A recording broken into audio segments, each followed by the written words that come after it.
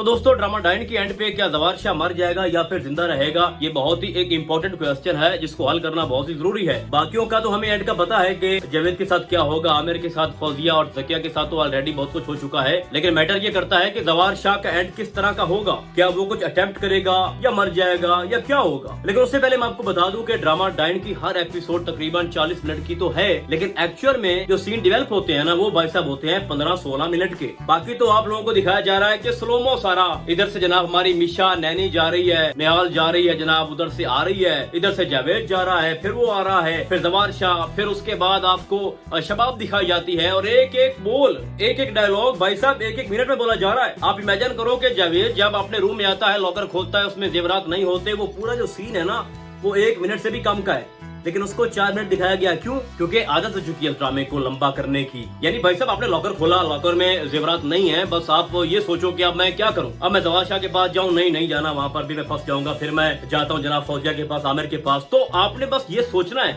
आप वहां पे एक्ट कर रहे हैं, कभी आप कोई एंगल दिखा रहे हैं, कभी आप इधर से दिखा रहे हो, और फिर वो लॉकर बंद करता है, बाहर आता है और ओवर एक्टिंग कर रहा है, कुछ भी नहीं है। फिर वहां से निकलते निकलते टाइम आप देखे, वहां से निकला है बड़े स्लोमो में, धीमे धीमे अंदाज में आता है जनाब फौजिया के रूम में, और वहां पर आमिर बैठा होता है, साथ फौजिया बैठी होती है, और वो कहता है कि मुझे ना मेरी अमानत चाहिए, मेरी बीवी की जो अमानत थी ना आपके पास वो मुझे चाहिए। ठीक है भाई साहब, हमने देखा कि सिंपल वर्ड में उसने बोला कि मुझे वापस चाहिए। तो आगे से क्या होता है कि आमिर तो बैठा है ना, लेकिन फौजिया जो है ना वो अपनी जगह से उठकर कहती है कि कौन सी अमानत, कैसी अमानत, और हमारे पास तो कुछ भी नहीं है।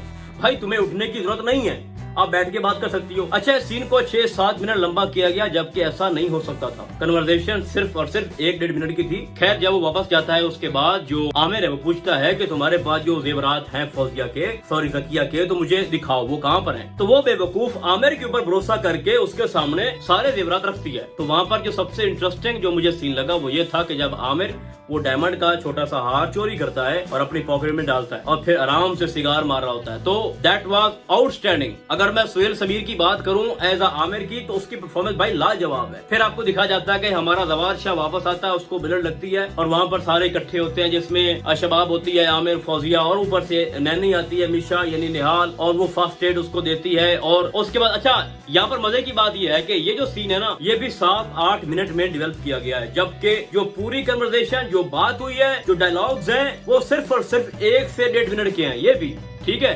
अच्छा, निहाल उसको फर्स्ट एड देती है, उसके बाद क्या होता है कि जो हमारा जवार शाह है वो कहता है शबाब से कि तुम चली जाओ। अब वहाँ से उठने में, चलने में, रूम से बाहर जाने में पूरे 2 मिनट लगाए हैं शबाब ने। यानी इतना स्लोमो बार बार दिखा रहे हैं मुख्तलिफ एंगल से, भाई क्या साबित करना चाह रहे हो। और उसके बाद जो हमारी नैनी है यानी निहाल, वो कहती है कि घाव इतना ज्यादा नहीं है, मैंने फर्स्ट एड दे दिया है, कल तुम हॉस्पिटल आदमी जाना ताकि कोई ज्यादा मसला ना बन जाए। तो उसके उठने में भी ना सेम वही 2 मिनट 3 मिनट लगे हैं उसको जाने में भी। तो भाई क्या कर रहे हो आप लोग, जरूरत क्या है स्लोमो दिखाने की। और खास तौर पर डाइन यानी कि जो निहाल है उसको तो आप भाई साहब इतना दिखा रहे हो ना कि जब वो किसी से बात कर रही होती है तो बात खत्म होती है, ठीक है। और उसके बाद क्या है कि जो कैमरा है ना उसका फोकस सिर्फ और सिर्फ निहाल के ऊपर है कि अभी वो यहाँ से गुजरेगी, ठीक है, अभी उसने एक रूम क्रॉस किया है, आगे एक और दरवाजा है, वहां से वो गुजर कर आगे जाएगी, फिर एक और एंगल से आप लोग दिखाओगे कि जनाब जो निहाल है वो आ रही है और बहुत कुछ कर रही है। फिर वो कॉल करती है अपने नवीद अंकल को, डॉक्टर को, और फिर वहां पर भी उनका भी कितना लंबा सीन हो जाता है ना फोन के ऊपर कि पता नहीं अब निहाल एज अ डैन अब क्या करेगी, ये मिशा, ये नैनी, पता नहीं सबको उड़ा के रख देगी। तो भाई थोड़ा ध्यान करो, आप ज्यादा सीन डालो उसके अंदर, स्लोमो कम दिखाओ, थोड़ा दिखाओ। ये नहीं हम कह रहे कि ना दिखाओ, दिखाओ जरूर, लेकिन थोड़ा कम कर दो। और बेचारे जो शबाब है भाई साहब उसका भी अब बहुत ज्यादा एक फड्डा पड़ने वाला है जवार शाह के साथ, क्योंकि वो बार बार टारगेट कर रही है किसको, नैनी को। और यहाँ पर एक और पॉइंट है कि जो जवार है उसने प्रपोज कर दिया बाकायदा तौर पर निहाल को यानी मिशा को कि मैं तुमसे मोहब्बत करता हूँ और हर हाल में तुम्हें प्रोटेक्ट करूंगा। और उसने उसके हाथ भी थामे हैं और उसने उसको दिलासा दिया, भरोसा दिया कि तुमसे शादी करूंगा और मेरे होते हुए तुम्हें कोई कुछ नहीं कर सकता।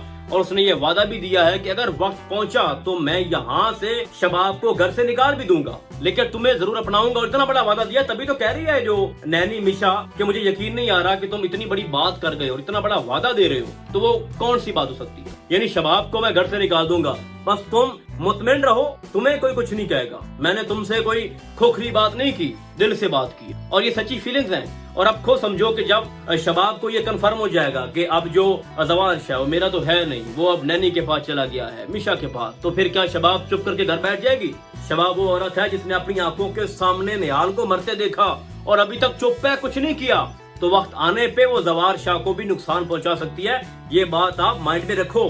तो इस वक्त जवार शाह के दुश्मनों की जो लिस्ट है ना वो लंबी हो चुकी है। वो जमीन वालों को तो आप साइड पे रखो, घर में भी जो दुश्मन है ना वो बहुत ही ज्यादा है। आमिर, जावेद, फौजिया, अब शबाब भी है और किसी हद तक जो निहाल है वो भी। लेकिन निहाल उस दर्जे की नहीं है। उसको पता है कि जितना कसूर आमिर जावेद का है इतना जवार शाह का नहीं है। उसको गलतफहमी की बुनियाद पर उसको फंसाया गया, उसकी आंखें बंद की गई हैं। तो हकीकत समझने के बाद जवार शाह कहीं नहीं जाएगा। तो अब अगला नंबर जावेद का है, उसके बाद फौजिया और आमिर का है। और ये तभी मुमकिन होगा जब नूरी की हकीकत सबके सामने आएगी, और वो आने वाली है क्योंकि ऑलरेडी एक प्लान बना के रखा हुआ है निहाल ने नूरी के लिए, उसके भाई के लिए। तो चीजें सारी डेवलप हो रही हैं। अब मैं बात करता हूँ जवार शाह की। तो जवार शाह भाई साहब नहीं मरेगा एंड पे, उसे कुछ भी नहीं होगा। उसने पहले ही बता दिया है कि निहाल से मैं मोहब्बत नहीं करता था क्योंकि मैं समझता था कि वो मेरे भाई के कातिल की बेटी है, ठीक है। तो उस लिहाज से मुझे मोहब्बत नहीं हो रही थी। हाँ, इमोशनल अटैचमेंट थी लेकिन उस लेवल की मोहब्बत नहीं थी। तो अब उसको हो गई है ना। मिशन ने सिर्फ इतना बताना है कि मैं निहाल हूँ और ये बेटा मेरा ही था जिसका मैं ख्याल रख रही थी, और मैं अपने बेटे से मिलने की खातिर ये पूरा जो ड्रामा खेला गया, पूरी प्लानिंग की गई, डॉक्टर नवीद ने मेरी किस तरह से हेल्प की, वो सब कुछ उसको बताएगी। और किस तरह से आमिर ने उसको मारा, जावेद ने, जकिया ने, फौजिया ने, और चारों ने मिलकर मुझे फला जगह पे फेंक दिया, और उसके बाद किस तरह से मैं बची, वो सारी हकीकत सबके सामने आएगी। तो जाहिर सी बात है फिर जवार शाह का कोई कसूर नहीं है। उसको लगता था कि आमिर एक अच्छा इंसान है, जावेद भी कोई इतना खराब इंसान नहीं है। उस वक्त की बात कर रहा हूँ। तो उसने बोला कि आप निहाल को उसके घर छोड़ाओ। लेकिन अगर उसको पता होता तो वो क्यों उनके हवाले करता। तो उसको अपनी गलती का एहसास होगा और निहाल से माफी मांगेगा, पाँव पकड़ेगा, बहुत कुछ करेगा, मुझे माफ कर दो, मुझसे गलती होगी, मुझसे भूल हो गई। असल जो मेरी खैर ख्वाह है वो तो तुम हो।